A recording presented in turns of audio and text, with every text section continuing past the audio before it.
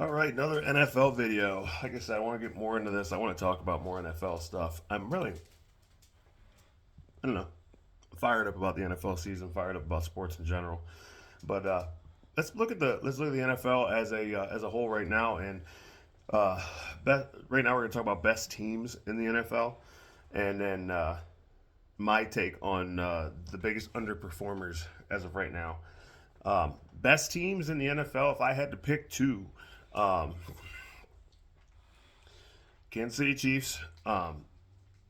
They have proven that they do not need Patrick Mahomes to throw 3 to 4 touchdowns a game to win. Andy Reid is a genius. I mean, he's an offensive genius. I mean, Patrick Mahomes can throw for 275 yards, no touchdowns. They can still win a game. He can throw a pick and no touchdowns, and they can still win a game. He did last week. Um, Bringing back Kareem Hunt was great for them. He's not Isaiah Pachenko. He's not. But he's a very physical downhill runner. Steele is good. Um, Travis Kelsey has come into this season. He was off to a slow start, but hey, all these veterans they're either gonna have slow starts, big starts. And the thing the Chiefs do really well is along with like the ability to get different players involved. Look at Juju Smith-Schuster against the Saints. Oh man, what a game he played. He played an amazing game. He was in the mid. He was in the middle of the field. He kind of was the Rasheed Rice uh, for them, but he was kind of what he looked like in Pittsburgh, not New England, because since Bill Belichick left, New England is kind of been a process of rebuilding. We'll get to them later. But the Kansas City Chiefs have been able to. They live behind that stout defense. They still have a stout defense. I think they've had a stout defense since they started their Super Bowl runs, and they've kept that stout defense and improved upon it, which is great for them. And then offensively, Andy Reid can win with whatever he has. It doesn't matter. He did it in Philly with whatever he has, even though his offense was stacked. Stacked. But goes to show he knows how to pick the players. He knows how to sign players. He was winning with Alex Smith. He was winning with Patrick Mahomes. And now he's still winning with an aging Travis Kelsey and aging players. But he brings in the youth. He brings in players that honestly look like they get thrown away, like Juju Smith-Schuster. And Travis Kelsey's backup, off the top of my head, I can't remember his name, but he's playing solid too, and he was playing solid last year. So Kansas City Chiefs are up there in my top two teams. And the other one in the AFC is the Baltimore Ravens. Now, the first couple weeks, they looked like they didn't know who they were. They had no idea who their identity was, and the offensive scheme was very. I, I I don't think they knew what they wanted to be as an offense. Now, yeah, they won a game. They won a game. They got robbed by the well, they didn't get robbed. It was just a foot placement, likely. Had his foot out of bounds. They probably could have won against the Chiefs, but that game was not who they are now. As of right now, that team has figured it out. They are going to smash you in the mouth. They are not going to stop smashing you in the mouth. And then when you think it's time for them to sit back and pass the ball, they're going to smash you in the mouth. Derrick Henry, Lamar Jackson, absolutely deadly. I mean, Derrick Henry, it looked like Derrick Henry just woke up week 3 and was like, I'm done. We're going to win games. And then he's been running all over everybody.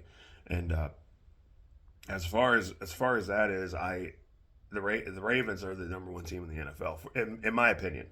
I don't think. I mean, I know the Chiefs are undefeated and they find ways to win, but the Ravens right now, if you negate the losses and them figuring out their identity, they're the best team in football right now. They're 110%.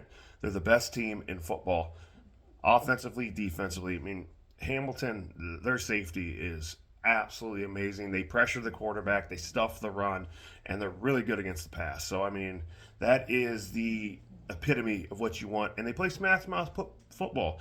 And when you're playing smash mouth football, what happens to that clock? It just runs. It runs and runs and runs and runs and runs. And the other team, they look at these drives and it's just run the ball, run the ball, run the ball, run the ball, run the ball, run the ball, and that clock just keeps ticking. And that's got to be demoralizing because the other teams are passing, they're just pounding the rock, and that clock just keeps running. I bet you there'll probably be a game this season they probably win like 14-0 because they just run the ball. They run the ball and they run the ball. And I love to watch it. Smash mouth football, I love to watch. Like this air raid offense is great, but smash mouth football is good. NFC, the Minnesota Vikings are the number one team in the NFC right now. They are playing amazing. I don't know. I still don't know. I haven't figured out if they are frauds or if they are for real. The reason I say that is Aaron Jones was the best free agent pickup they got. You guys could say Sam Darnold, and anyone could say Sam Darnold. Aaron Jones gave them a running game. They gave them a running game, which they had not had for the past 2 years. They haven't had a running game for 2 years. They haven't been able to run the ball. Ty Chandler's good. He's great. But the problem with Ty Chandler is, hey, I'm going to get the ball, and I'm going to run real fast. Aaron Jones is patient. Aaron Jones has this vision. Ty Chandler runs like this. I'm going to run to my hole that I'm assigned to. Aaron Jones runs like this. I can see every hole, and I cut back. And they didn't have that for 2 years. They didn't have it for 2 years while they were there. They didn't have it 2 years going. I was really excited to see J.J. McCarthy play with Addison, Hockenson, Jefferson. That lineup of receivers. I was so excited to see that because J.J. McCarthy, and I'm going to say this, J.J. McCarthy and Jaden Daniels, in my opinion, were the best quarterback prospects coming out in the NFL draft. And I was not a Caleb Williams guy. I'm still not a Caleb Williams guy. Caleb Williams came into a great offense. J.J. McCarthy came into a great offense. But here's my thing on J.J. McCarthy. He's coming into an offense. He didn't have these receivers in Michigan, and he was still winning games with what he had. So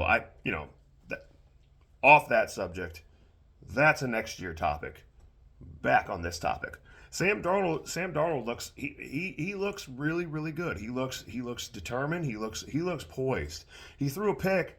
It wasn't a pick. He threw a pick against the Jets, and then they lost a fumble. Ty Chandler on a toss hit Ty Chandler right in the face. But you got to bring that ball in.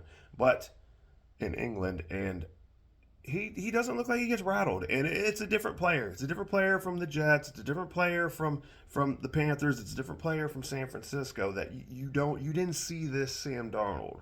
And I'm hoping that this is him finding himself, and he's going to be a great player because I don't wish ill on anybody except for if your name's Deshaun Watson because I really don't like you. But in a whole, I think that the Vikings look really good. Their defense is young, and Brian Flores, who should have a head coaching job, I don't know how he doesn't have a head coaching job, but him and KOC, in Minnesota is just an amazing thing. They are an offensive guy, a defensive guy. You put those two guys together, that's a good coaching staff with good young players, a very speedy roster, and they're speedy guys. And they're younger guys. Some of these guys are playing like 10-year vets. Justin Jefferson, you got Hockenson, who's coming back. But they have players. Their locker room is good. I really like their locker room. I don't think that you're going to see them, even if they're behind. I don't ever think you're going to see them not be confident moving the ball. So, I think they're one of the best teams in the NFC.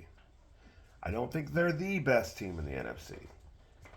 I'm still worried because I want to see if Sam Darnold can do this for at least 10 games. Because I don't know if this is, hey, I'm in a new system and people got to figure me out, or if KOC has made it to where he is very comfortable and he's keeping defenses guessing. So, that we'll see how that goes. The best team in the NFL, in the NFC right now, and this may be questionable for me to say this, but I think the Washington Commanders are severely underrated. I think they are the best team in the NFC. Before anybody says San Fran, I'm sorry. With Christian McCaffrey out, him over in England getting treatment, they are not the same team. They are not the same team. Brandon Ayuk is you can't tell me he's happy. Debo Samuel's injured. George Kittle's playing like the best tight end in football. Per usual, he's overshadowed by Travis Kelsey. He was overshadowed by Gronk and Kelsey before. He's overshadowed a lot. George Kittle's the best tight end in football. He's amazing. Brock Purdy, I don't know what's going on with San Francisco. The defense is giving up points. I mean, it's not like they're an injured team. They're not. Like Debo missed a game. You got Brandon Ayuk, and their new running back is putting up 85 to 120 yards a game. Christian McCaffrey made that team dangerous. I don't know what their problem is. I don't know what their sink is. I have no clue. But when Christian McCaffrey comes back, we'll revisit this because McCaffrey makes any team dangerous, and the fact that he's so multi-purposed, he's a different dynamic, and that might be what San Fran's missing. But as of right now, they don't look like the same team. Now the Commanders, Daniels is absolutely amazing. He came into a squad who had talent everywhere. They've had talent, but the quarterback situation they've had over the last couple years, I'm going to say more than the last couple years, like 10 years, maybe even longer. It's been terrible. I mean, they haven't had a guy at the helm in years. And they've had weapons. They've had running backs. They've had tight ends. They've had receivers. They've had a solid defense. They have had solid defenses. But in a nutshell, they got a guy who, once again, I've said this, he was one of the top two people in the draft, him and JJ. And I think next year everybody will see Caleb was maybe the third or fourth best quarterback in that draft. But the Commanders, they picked up Austin Eckler. They already had a great running back. They have great receivers. They have a good tight end. I mean, Ertz isn't what he used to be, but he could still get you 50 yards a game, and he can get Daniels out of situations that he's in right now. Because, like, hey, no one's open downfield. Let me dump it off to Selleck. I mean, excuse me, not Selleck, Ertz. Thinking about Eagles tight ends in the past. He just dumps it off to Ertz. And Ertz does great, whether it's 30 yards, 50 yards a game, 5-6 catches a game. He's doing great. He's having a great, solid year. And if I'm Daniels, I'm so happy that I have him because he's an experienced guy, knows where the first down marker is, knows how to make my life simple, while my speedsters are down there just putting DBs on their butts. Terry McLaurin is amazing. He's amazing. He's so overshadowed by all the other talent in the NFL, but he's really good. And now that he has a receiver, I think everybody's realizing how good he is. But yeah, I think they're the best team in the NFC. And but if they have to keep building on what they have. When you look around, you have a lot of underperforming teams, and Philly continues to show everybody why nobody believes in them. Kelsey, their center, retired at the perfect time. They have an identity crisis. They don't know who they are. Dallas, they don't know who they are either. They can't run the ball. And I mean, I think Dak's a good quarterback. I do. I think he's a good quarterback. But man, when Dak first came in the league, they were pounding the ball, play action, things like that, getting defenses honest, things like that. Now I don't know what they do. They get in spread. They try to run the ball for 3 yards. They go 3 yards, and then they lose games, and they just look dysfunctional. And they have a good roster. They have a great roster, but their scheme is terrible. Their scheme is terrible. They should have tried to land a better running back. They should have tried to do other things. Their defense is great. Parsons has been out. They give up a lot of defensive penalties. They do a lot of stupid things on offense. They don't have the same left tackle that they've had for years. That's a rookie. And I think Dallas could be something, but they don't know who they are. That whole division doesn't know who they are, except the Commanders. Because the Giants, you could pay Daniel Jones all the money in the world. They they're like this. They are a roller coaster. You don't know if Danny Jones is going to be Danny Dimes or if he's going to be Danny Fumble. You don't know. In their running back situation, they have a decent running back, but they don't have anything to build around them. The receivers are everything's in there. Um, Another underperforming team is the Cincinnati Bengals. Um, I think Chase Brown should be their tailback. I don't think that the other guy should even get the ball. I no. Chase is so much better. Um, Chase Brown is so much better. So much. Oh my God. I don't even think it's close. And they still are doing like 50-50. I don't think it's close. I think Chase is so much better. Speaking of Chase, Jamar Chase has been playing. He's been playing good. T. Higgins missing a lot of time has hurt them a lot. Um, that is hurt them, and I think that now that he's back and he's had 2 games under him, let him get settled. Cincinnati might turn it around. As of right now, I'm not confident in them whatsoever. Um, uh, Another underperforming team is we can't say anything about the Packers yet because Jordan Love just came back. He's not up to speed yet. That's why they're not in my top 2 performing teams. Um, I think they will be good, but not right now. Not right now. Not right now. Let him get settled in. Miami, we all know what's going on with Tua. Um, I think they really should have gotten a veteran quarterback, knowing Tua's injury history. I really think they should have brought in a veteran to sit behind him. Like even if you brought in uh, what was that dude's name? Case Keenum, or just something like that. Something with a guy who can still throw the ball down the field. And they don't have to play like Tua. But what they have at quarterback right now, I mean, Tyler Huntley's not good. He's not good. I don't care what anybody says. He's not good. He's not a great guy. He's not good. You, who they don't have anything. They should have got a backup tight. They should have got a backup quarterback. They should have done something in the offseason to address that situation besides bringing in OBJ. Because OBJ is not going to be a world changer for you. You should have spent that money a lot better and got a backup quarterback. I mean, even if you would have brought in, even if you would have got Jameis Winston, um, you would have been sitting a lot better than you are right now. Because right now you don't have a pot to piss in. Um, Houston Texans are fine. Nico Collins is going to miss time, but Tank Dell's just going to sit right in that spot. Stephon Diggs is down there. They're not going to miss a beat. Watch, they are not going to miss a freaking beat. Stephon Diggs and Tank Dell are going to carry that team. Joe Mixon just came back too, so they're fine too. Um, the Chargers are underperforming with a new head coach, but they shipped almost every receiver out of there, so I'm not really surprised by that. Also, they brought in J.K. Dobbins, and he has shown that he is great. There's still no one for them to throw to. Justin Herbert's having a rough year. Overall, the NFL is not what I thought it was going to be this year. But the Chiefs being good and Minnesota being really good.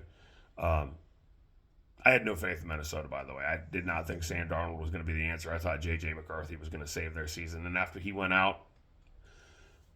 But as far as that goes, that pretty much rounds up my like disappointed players. I don't think anyone ever believed in the Jets.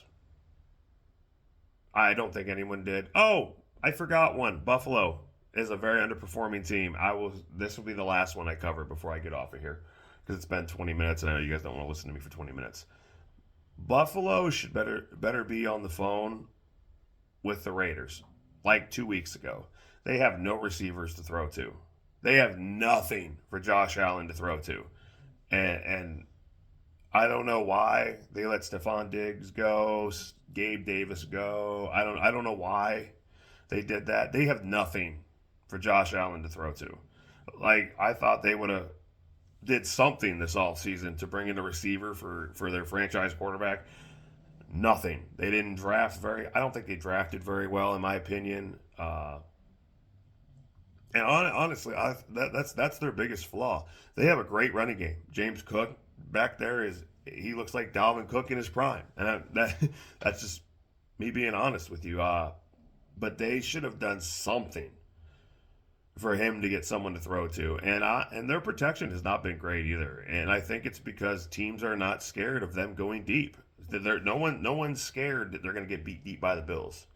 They're scared that they're going to get run all over by the Bills. And what the Ravens have is they actually have, Zay Flowers, Bateman. They have Likely and Andrews, who's coming around this year now, and they have weapons that allow them to run.